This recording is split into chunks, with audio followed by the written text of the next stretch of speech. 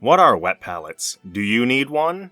Are they even useful? Well, I've used one or two wet palettes over the years, and I can safely say, yeah, they are. So today I hope to give some quick painting advice on the wet palette. What do wet palettes do? The long and short of it is they keep paints moist and workable. So rather than drying out, your paints will be usable for days potentially. And that's pretty awesome. Yeah, that's pretty much it for the bases of what they do, so let's go over the parts of a wet palette. A wet palette generally consists of a case made of plastic, a lid,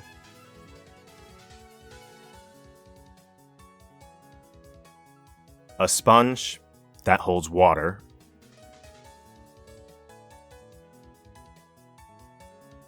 and paper of some kind. You could use parchment paper or the special brand stuff they like to sell you. Either work pretty well. Sometimes they have accessories. For instance, mine has a nice strap and place for your brushes. How nifty.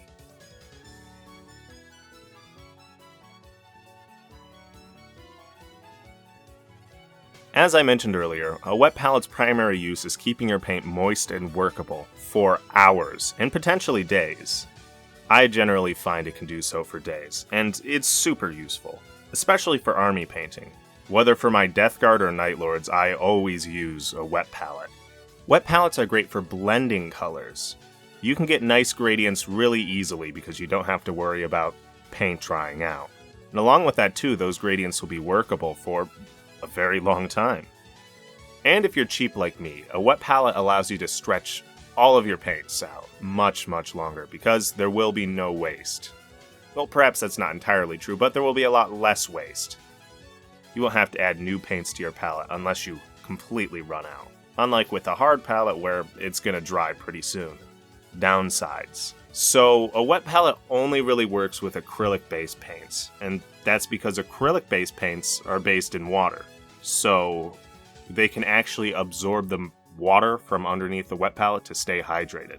Enamel-based paints, oil paints, and speed paints will not work very well on a wet palette. Speed paints will bleed through to your sponge, enamel paints will get everywhere, and so will oil paints. It's not a good idea. Use a hard palette, a hard plastic palette, or a glass palette if you're going to use oil enamel or speed paints.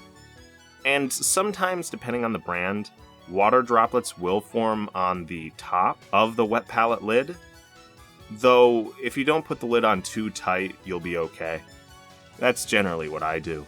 Along with that, if you're bringing your wet palette somewhere and it has paints on it, drain out the water and keep it flat. If it goes on its side, it's going to make a mess. How do I know this? Well, common sense. That and I've been a fool before and it's spilt everywhere. Close the blast doors!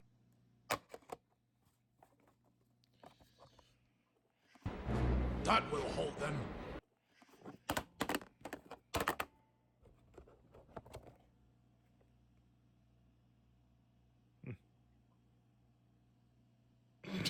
This is impossible! Yeah, that was not fun. So, with these basic factoids out of the way, should you have a wet palette? If you're doing large amounts of army painting, I highly recommend it, because it's going to be multiple sittings, and you want to stretch your paints, your blends, as long as you can.